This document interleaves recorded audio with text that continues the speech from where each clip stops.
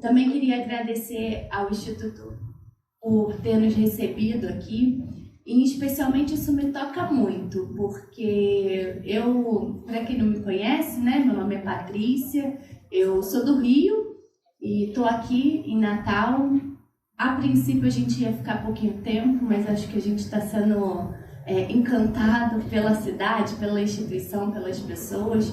Mas quando eu era aluna de História, né, foi minha primeira graduação lá pela UF, eu ia muito ao IHGB, né, para fazer pesquisa, né, para participar das palestras. E enquanto aluna eu ficava encantada só vendo velhinhos falarem, né? Então ver um instituto aqui tão ativo, com sócios tão novos, é algo que me deixa muito feliz, porque eu acho que a tradição está sendo passada, né?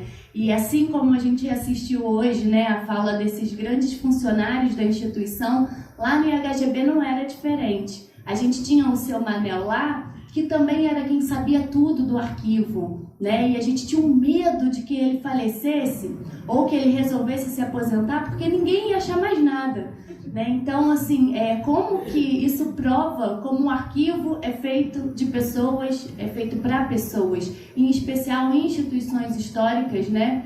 Que a gente às vezes se preocupa muito em escrever a história e não necessariamente deixar a nossa história no local. Então, quando o Gustavo falava sobre o papel dos servidores, dos funcionários, dos colaboradores na instituição, é algo muito importante, porque a gente precisa documentar a nossa prática, a gente precisa deixar para as outras gerações todo o trabalho que foi feito.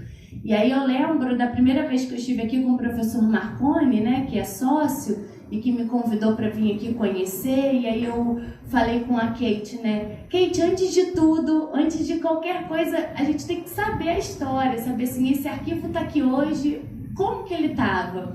E aí esse evento vem nessa atmosfera, né, nessa vontade nossa. Então, muito obrigada pela oportunidade, por não medirem esforços, né? O Pedro, a Kate, todas as ideias que a gente ia tendo, prontamente foram sendo atendidas por essa equipe maravilhosa. Então, assim como o Saul, né? Que como é bom ser bem recebido, né? Principalmente quem faz pesquisa no Brasil, sabe que às vezes a gente não tem essa sorte, né, de ter pessoas tão dedicadas. Eu acho que é muito especial de Natal, tô sentindo isso, né? Eu trabalhei por muitos anos na casa de Rui Barbosa. E aí, quando eu estava ali ouvindo, eu falei, gente, como esse mundo dá voltas, né? Eu sempre, desde 2008, na Fundação Casa de Rui Barbosa, no arquivo, né? E aí, comecei lá enquanto fazia minha graduação em História, depois fui contratada, fui fazer arquivologia, continuei lá na Fundação. E aí eu lembro que, quando o Saul falava que ele pediu 1000 páginas, eu, quando recebia lá os pedidos de 1000 páginas, faltava pouco morrer. Falei, meu Deus, ele não vai ler na vida dele 1000 páginas. E ele quer 1000 páginas. E era muito difícil, porque e lá, olha que era uma instituição que na época tinha grana, era uma instituição que contava com um corpo de funcionários muito grande, mesmo assim era difícil. Então, ver quando a Kate, né, apresenta aqui todas as questões do arquivo e a porcentagem que ela organizou, ela e os poucos, né, membros da equipe, eu falo, é um trabalho árduo, é um trabalho de Hércules fazer com que isso funcione. Eu só tenho a parabenizar, fico feliz que a presidente Juventina está fazendo toda essa articulação e que acho que daqui a pouco tempo o Instituto pode crescer ainda mais, né? Porque, como disse, vontade, força e capital intelectual não faltam, né? Então, acho que vindo dinheiro é o que está precisando. Então, o tema, né, da 7ª Semana Nacional de Arquivos, ela surge com uma própria remodelação da instituição, de tentar mostrar como que arquivos são histórias de vida, como que arquivos guardam, né, tantas vozes e como que ele precisa guardar ainda mais, né? Pensando a própria constituição dos nossos acervos, a gente percebe como quando olhamos diretamente para os fundos relacionados a pessoas, como eles ainda são muito elitistas, né, com quase 90% dos seus arquivos tendo sob custódia arquivos de homens, héteros, ricos e brancos. Isso que, se olhar a trajetória do Arquivo Nacional, não representa a história do povo brasileiro, né? Nós mulheres especialmente somos subrepresentadas, né? E como que isso vem numa nova vontade de que os nossos arquivos passem a representar a nossa sociedade, né? E quando a gente teve uma reunião lá há 2 semanas atrás no Arquivo Nacional, e eles falaram assim: Patrícia, você está em Natal, você está no Rio Grande do Norte. Eu falei: tô. Pois então, olha aqui no mapa, é só vocês que não mandaram nada. Não tem nenhuma representação. E eu falei: meu Deus, eu não posso, socorro, Deus, como minha filha gosta de falar, né? E aí eu falei com o Pedro, falei com o Marconi, e rapidamente o Instituto aceitou, e foi maravilhoso participar desse processo. E aí hoje eu estava ali vendo os objetos selecionados para a exposição, né? E aí eu falei: gente, tem tudo a ver com o que eu tinha pensado em falar aqui hoje, né? E aí a gente vai entender um pouco mais. Quando eu estava organizando essa fala e eu vi, vou falar de arquivos pessoais, e acho que pela primeira vez não vai ser para arquivistas, né? Vão ser para bibliotecários, historiadores, enfim. Então, de que eu podia falar que não fosse academicês? Do que eu poderia trazer que fosse importante para que as pessoas conhecessem o conceito e tivessem vontade de pesquisar, né? Dentro da academia, nós que trabalhamos com esse tipo de documentos, a gente é tido como aquelas pessoas que gostam de fofoca, que gostam daqueles documentos bonitinhos, né? E é isso mesmo, e tá tudo bem. E é isso a grande riqueza dos nossos documentos quando a gente fala de arquivos pessoais, né? Essa música é muito interessante, né? Que ela já quem aí é mais novo talvez não saiba e tal, mas é fácil achar no Google, mas eu acho que todo mundo sabe o que é Blitz, né? E aí quando eles são, uma parte da música diz, os seus documentos, né, o policial pede, e eles vão dizer: ué, mas nós só temos instrumentos. E mais do que nunca, é isso que eu queria falar, os arquivos enquanto instrumentos, né? Atualmente, e já há muito tempo, a gente entende os documentos como uma necessidade inicialmente de identificação, né? Não necessariamente a gente produz documentos só porque a gente quer. Em muitos momentos, né, eu costumo dizer que nasce um indivíduo, nasce um documento. Antigamente, nos primeiros manuais de arquivologia, dizia que os documentos nasciam naturalmente a partir das atividades. E pensando o indivíduo, nasce naturalmente a partir do seu ato de existir. Apesar de saber que, infelizmente, nós temos uma quantidade muito grande de brasileiros, né? Isso se tornou muito claro no período da pandemia, que são indocumentados. E como o mesmo professor Gustavo... É professor? Gustavo? Ele falou aqui, documentos são cidadania, né? Então a gente percebe como que isso tudo causa uma grande problemática, mas no dia de hoje não são só esses documentos que eu vou falar, não são só desses documentos que nós estamos ainda utilizando para comprovar as nossas relações na sociedade. São de que forma nós, né, e o próprio Instituto Histórico, enquanto um grupo formado por historiadores que pesquisam documentos, dão documentos também que dizem sobre outras práticas para além dessas relacionadas à nossa relação com o Estado, né? Então aqui a gente pode falar de uma série de documentos, né? A carteira de trabalho, o certificado de reservistas, o cartão de vacinação, o diploma, enfim. Tudo isso são registros que servem ao mesmo tempo de controle, né, por parte do Estado, como de identificação da nossa experiência histórica na própria sociedade. Afinal de contas, o próprio formato de documentos muda ao longo do tempo, né? Se a gente pegar lá uma carteira de motorista, antigamente era uma carta, né? É completamente diferente do formato de hoje.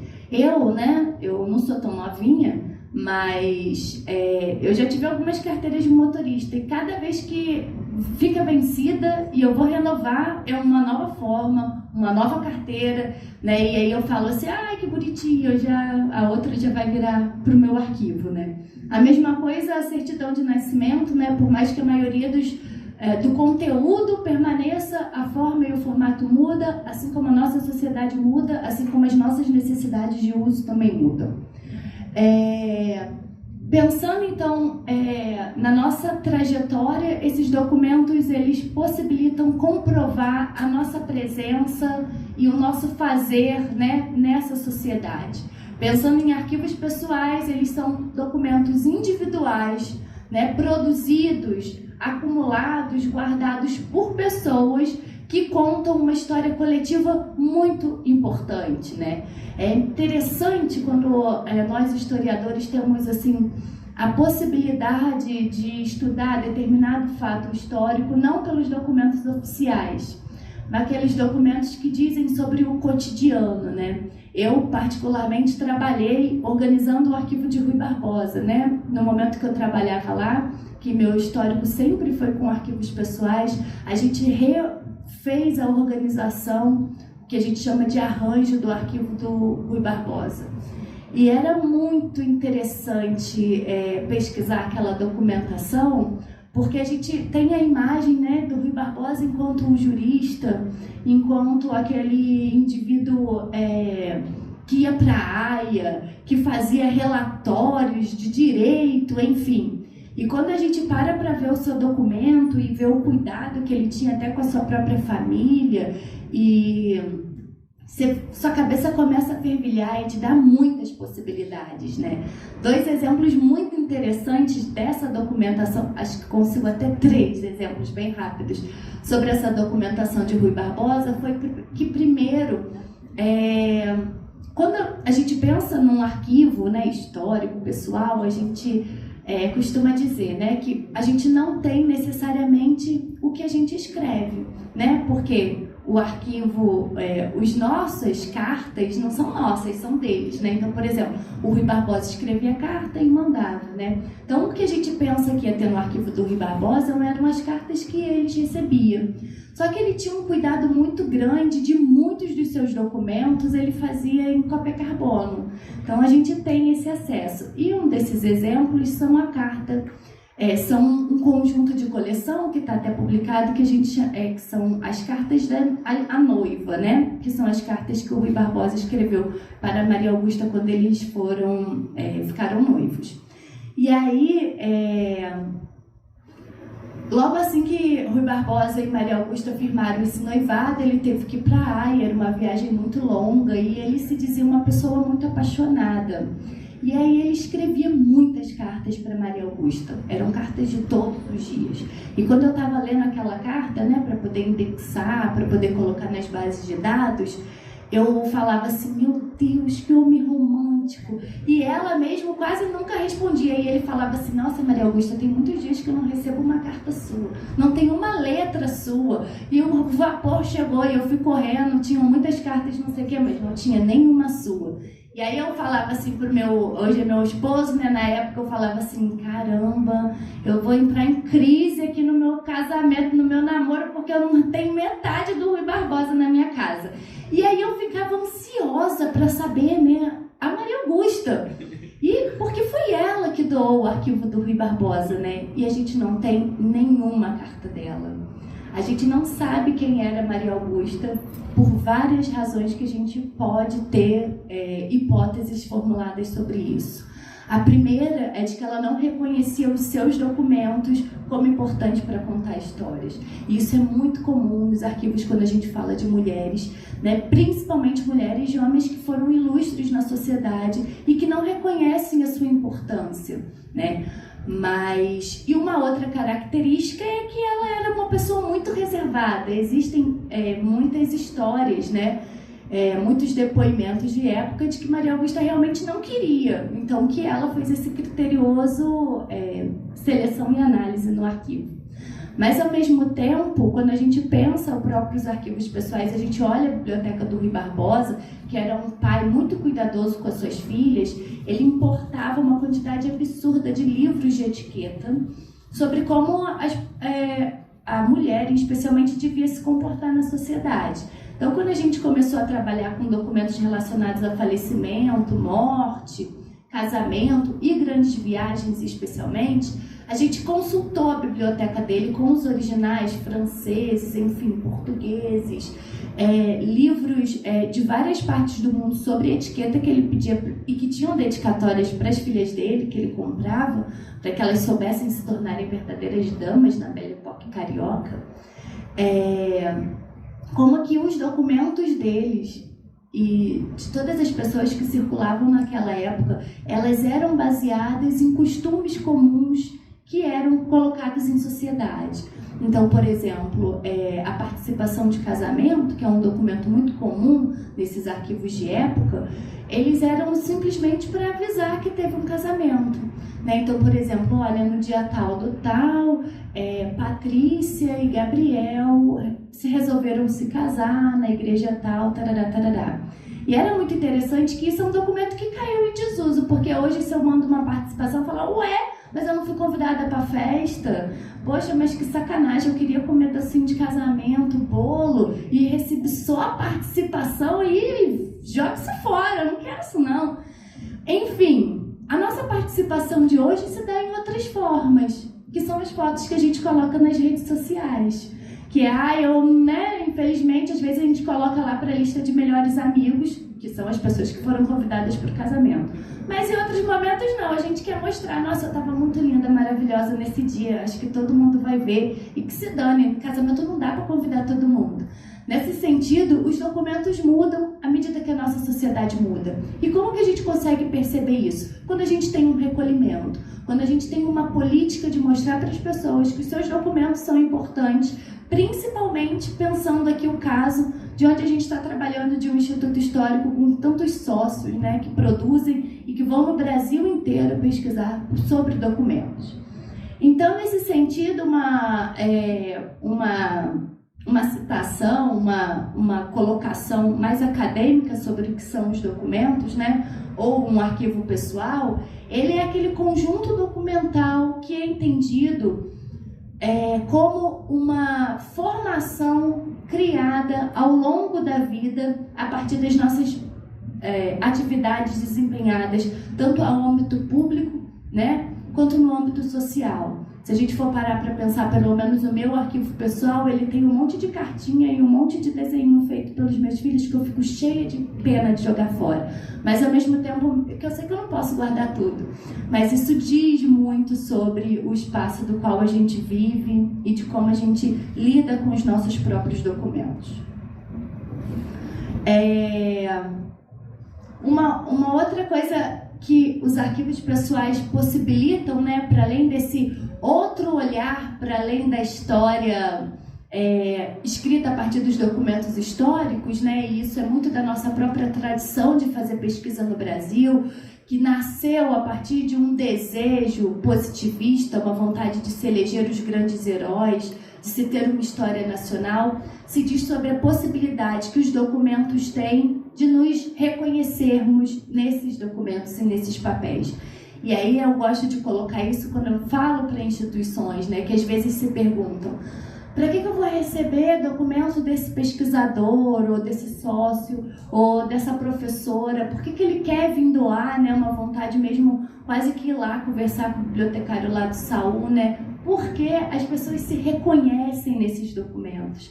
Né? É muito bom quando você vai numa instituição, assiste uma exposição e você fala: nossa, eu tinha esse documento, né? Nossa, olha como era antigamente e como que é hoje. Essa comparação gera o que a gente já falou aqui hoje mais cedo, que é essa vontade, esse sentimento de pertencimento, né? Pensar o pertencimento aqui no Rio Grande do Norte é algo muito importante, é algo muito urgente, justamente pelo nosso aparato, né, de políticas públicas que dizem respeito ao patrimônio cultural, documental da nossa sociedade aqui no Rio Grande do Norte, né?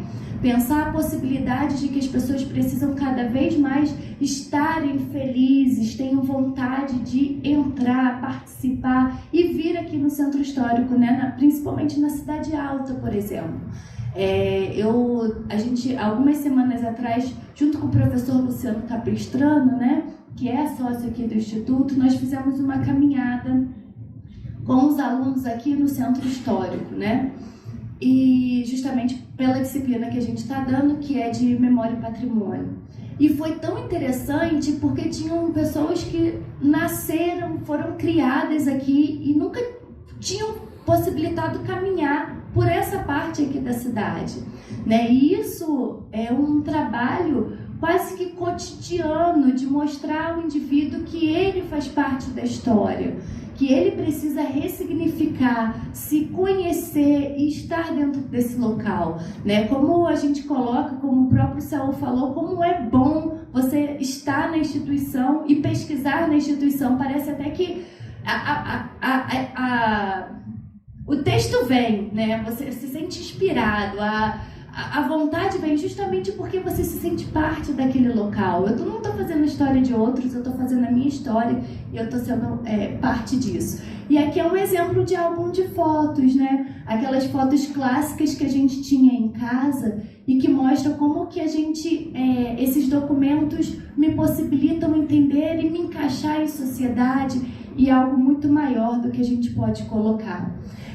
O próprio papel de cartas, eu acho que, não sei se vocês participaram disso, mas como era delicioso ter aquela coleção de papel de cartas, a minha tristeza na vida em um determinado surto da adolescência, da juventude, ter jogado fora, querer ser dark, sei lá o que eu queria ser, e eu perdi todos os meus papéis de cartas e agora eles vendem, né? Elo7, a gente consegue comprar na Enjoei, alguns conjuntos e é caríssimo, né? De vez em quando eu fico pedindo se alguém tem aí algum para me dar, mas ninguém quer fazer esse ato generoso para mim. Nesse sentido, então, essa subjetividade, essa possibilidade de me reconhecer, de reconhecer o meu mundo, o meu espaço e outras vozes para além daquelas dos documentos oficiais que estão dentro dos arquivos pessoais e que a gente precisa cada vez mais valorizar e trabalhar.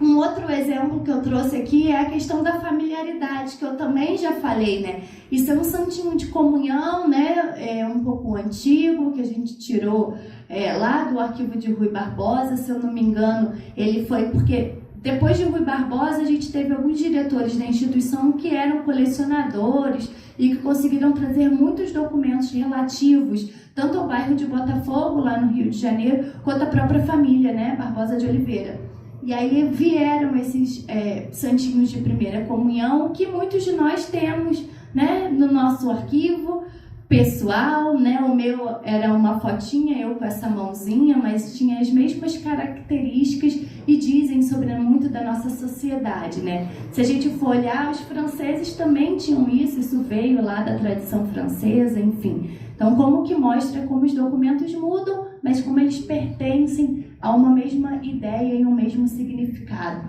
E uma outra, dois exemplos de arquivos pessoais que às vezes a gente pensa, né? Que em arquivo pessoal de determinado pesquisador, por exemplo, trouxe aqui o exemplo hoje do Rui Barbosa, a gente só tem os documentos dele desempenhando as suas atividades profissionais. Às vezes até um problema da instituição que tem esse tipo de contato com a pessoa que doa, né? Eu trabalhei com arquivos de ditadura de uma pesquisadora chamada Lúcia Veloso Maurício de Oliveira. E ela, em 2009, o Arquivo Nacional do Brasil, como parte do projeto Memórias Reveladas, ele fez o primeiro chamamento brasileiro de arquivos pessoais. Lá fora é muito comum muitas instituições cotidianamente terem projetos de recolhimento de acervos pessoais por campanhas diversas, né? A Argentina, então, é pioneira nesse trabalho. Mas aqui no Brasil a gente só teve um edital desse chamamento e eram documentos relacionados ao período da ditadura, né? A partir do momento do projeto Memórias Reveladas. E Lúcia Veloso Maurício, ela doou os seus arquivos, né? Ela foi uma prisioneira política, ficou presa por um período grande. Ela, na época que ela foi presa, ela era namorada de Alex Polari, que era uma das grandes personalidades do movimento movimento estudantil na época. E aí foram presos os dois, foram enviados para prisões diferentes e eles continuaram namorando, mesmo à distância. E é interessante que eles ficaram presos, ela ficou presa por cerca de 4 anos e ele quase 10, e eles se casaram numa sessão de audiência, né, de custódia, e foi motivo de sair na mídia, enfim, esse casamento entre presos políticos, tarará, tarará. E a Lúcia Veloso Maurício, ela foi uma presa política um pouco diferente das demais, porque ela era filha de um almirante da Marinha na época, então ele conseguiu que ela ficasse numa prisão, então ela não sofreu nenhum tipo de tortura física, ela ficou num lugar considerável, confortável, dentro do contexto da ditadura militar. De toda forma, então, enquanto ela estava presa, esse cotidiano dela, ela foi marcado por uma série de produção de textos, né, de cartas, e que se virou quase que um diário desse período em que ela esteve presa. E aí ela, nessas cartas diário dela, ela fala de 4 amigas que ficaram presas por bastante tempo. E aí, quando eu pesquisava o arquivo dela, eu queria muito saber o que aconteceu com essas amizades, né? Porque ela falava tanto dessas 4 amigas que ficaram presas e não sei o que lá, que me surgiu, enquanto usuária do arquivo, saber essa história, e voltei lá no Arquivo Nacional e fui conversar, né, com as pessoas lá na sala de consulta, e deu para perceber que eu acho que eu falo pouco, né? Então, nesse ímpeto de ficar conversando, eu consegui chegar até o Sérgio, que foi quem fez o recolhimento dessa doação. E ele falava assim: Patrícia, olha só, quando a Lúcia veio aqui doar, a gente estava interessado nos arquivos da ditadura, que contam esse período, afinal de contas, né? Era isso que o chamamento queria. Mas ela fez questão de doar muitos outros documentos que diziam sobre o outro período. Você quer ver esses documentos? Aí eu, meu Deus, é óbvio, né? É um arquivo pessoal, quero ver. Para além dela, figura pública, presa política, professora universitária, ela atualmente é professora da UERJ. E aí eu recebi um CD, DVD na época, e aí a gente colocou lá no computador e eram fotos. E aí a gente começou a ver fotos, não sei o quê, e eu já sabia da trajetória de 2, elas eram 4, né? Uma era a Lúcia, e eu sabia da história de 2. Uma que ficou presa, ela ficou um período com a Lúcia na cadeia, nessa mais branda, depois ela foi enviada para uma outra que ela sofreu torturas e uma série de outras questões. Ela, infelizmente, quando ela saiu da cadeia, a cadeia não saiu dela, a tortura não saiu dela, ela acabou cometendo suicídio. Uma outra, ela ficou super traumatizada com tudo isso, foi para o interior do Amazonas, hoje em dia ela não quer saber nada de política, ela pratica o Santo Daime, enfim, tentou ter uma vida totalmente descolada de todo esse contexto, e a outra não sabia o que tinha acontecido e queria saber. E aí, abrindo, né, esse DVD, passando as fotos, eu comecei a ver que tinha uma pessoa que estava sempre com ela em muitas fotos, que era madrinha da filha dela, porque ela mandou fotos do batizado, que elas viajavam muito juntas e não sei o quê. E aí tinha lá uma descrição, numa dessas fotos, né, lá no nome do arquivo, que era essa amiga dela da prisão, que elas viraram até hoje, elas celebraram, elas fizeram uma festa de 50 anos de amizade, e era uma festa que tinha toda uma referência sobre esse período que ela teve presa. E a festa agora a gente pode falar o que a gente quiser, né? Que primeiro que a gente está fazendo 50 anos de amizade, a gente já está velha e agora a gente é livre, e também pelo contexto histórico que a gente vive, né? E aí eu falei assim, olha, como é importante quem trabalha com arquivos pessoais, com instituições que trabalham com com essa documentação, terem esse arquivo, né? E aí, passeando ali pela exposição hoje, vendo a escolha, né, a curadoria que fizeram, né, das vestimentas, do brasão, da ombreira do barão de Ceará-Mirim, do primeiro, eu falei assim, gente, isso é fantástico, porque meu filho vai fazer um passeio com a escola em Ceará-Mirim e o passeio foi adiado porque tem um barão que os recebe, e o barão de Ceará-Mirim usa essa mesma ombreira da que é verdadeira, a original tá aqui. Aí eu falei assim, acho que eu vou trazer Miguel aqui antes dele ir para Ceará-Mirim, para ele poder chegar lá e se identificar mais ainda com essa possibilidade de reconhecer, de conhecer mais sobre a história a partir desses documentos. Então eu trouxe aqui duas imagens, né? A primeira são os nossos diários, né? Como que eles são importantes para contar aquela trajetória a partir de uma perspectiva individual, que com certeza, certamente é coletiva, afinal de contas nós somos indivíduos sociais. E a segunda é a que eu mais gosto, que é uma foto, né? A minha festa de aniversário foi assim, talvez a muitas de vocês sejam assim também, uma mesa com um bolo super recheado, cheio de açúcar. Essa tem os refrigerantes ali atrás, os docinhos, os personagens, enfim, as crianças eram felizes, né? Se a gente for olhar o primeiro bolo do meu filho, né? Primeiro filho, a gente fica, né? Sempre relacionada, ligada na internet, no que falo. Eu fiz um bolo de melancia pro coitado, né? Era muito bonitinho, era maravilhoso, mas hoje, para minha outra filha, eu já não fiz isso. Afinal de contas, o açúcar faz a gente ser mais feliz, mesmo sabendo de todas as situações que a gente tem, né? Um outro também exemplo é o próprio cartão telefônico, né? Esse aqui é de uma pessoa que tinha muito dinheiro, afinal de contas ele era de 100 unidades, não era qualquer pessoa que conseguia ter. Alguns de vocês podem ter alguns desses cartões. Graças a Deus, o meu esposo, ele tem uma coleção, ele é uma pessoa que gosta de guardar, então essa é uma foto dele. A ficha também é algo muito interessante da gente ter. Um documento datilografado, né? Isso aqui é um dos artigos que a gente encontra no arquivo de Rui Barbosa, né? E que ele passava horas e horas. Tem interessante, eu não achei para trazer, mas a gente tem algumas propagandas, né, de cursos de datilografia, como que era importante, né, a gente saber datilografar e nem olhar para a máquina, como era bonito, né? Eu lembro que quando eu era aluna, eu queria ser professora por causa do mimeógrafo, eu adorava sentir aquele cheiro, ficava super feliz, e aí quando eu virei professora, acabou o mimeógrafo, eu fiquei arrasada, né, a mesma forma que muitas pessoas têm esse amor pelas máquinas, né, de datilografar, enfim. E o outro é o próprio disquete, né? Esse é um dos nossos impostos de renda de 1999 que a gente tinha que entregar com disquete. Infelizmente, isso se tornou um grande problema até para os arquivistas que trabalham lá na Receita Federal. Afinal de contas, é um documento para a Receita Federal de caráter permanente, então eles não podem jogar fora. E, ao mesmo tempo, existe a necessidade de como preservar se a gente nem tem mais computadores que fazem essa leitura.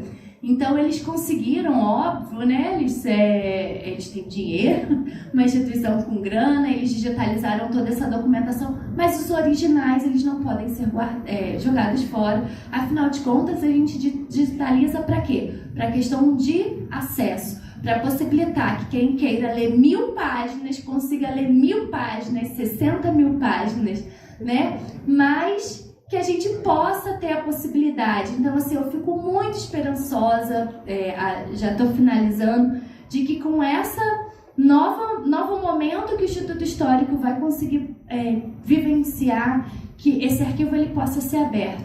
Não necessariamente, se for necessário, ele presencial, afinal de contas a gente precisa pensar na preservação de documentos, mas na possibilidade que a gente tenha acesso também hoje em dia em meios de outras formas, né? Por mais que eu goste de papel velho, seja pegada a estar no local, a espirrar com a poeira, a sentir essa áurea, às vezes a gente precisa também pensar em quem está lá fora, né? Esse pesquisador que a doutora Jovelina falou, que estava lá em Washington, se ele pode vir aqui acessar, eu fico muito feliz, né? Porque ele conseguiu pagar a passagem. Mas se fosse algum estudante que é reconhecido, lembrado como aquele que não tem grana e que não vai conseguir vir aqui ao Brasil fazer essa pesquisa, que ele possa acessar isso de outras formas e de outros meios, né? Então, os nossos arquivos, assim como os nossos documentos, vivem uma nova época, né? Precisam se adequar a isso. Eu fico muito feliz de estar hoje aqui no Instituto Histórico participando. Espero que tenha sido interessante. Convido vocês também